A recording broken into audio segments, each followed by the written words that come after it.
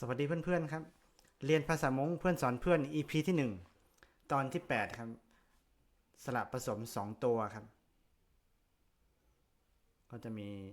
7เสียงประมาณนี้นะครับ7เสียง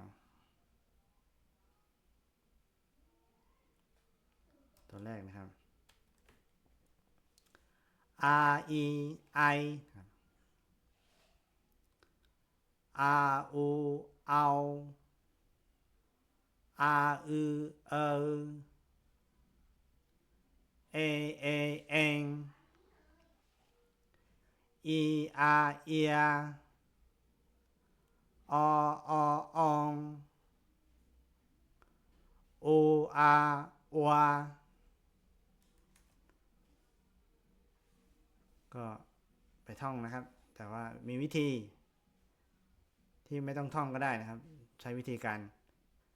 ควบกล้ำไวๆนะครับอย่างเช่นคำว่า I นะครับ R E ให้อ่านเสียง2ตัวให้มันควบกล้ำไวๆ R E R E I I นะครับก็จะเป็น I เป็นสระ I ได้นะครับลองตัวคำต่อไป R U R U เอาเอาเอาเป็นสระเอา R อือ R อือ R อก็จะเป็นสระเอเอเองเองนี่ก็จะเป็นเสียง ng หรือว่าเสียงงองูสะกดนะครับเองเอเอเองคำต่อไป e r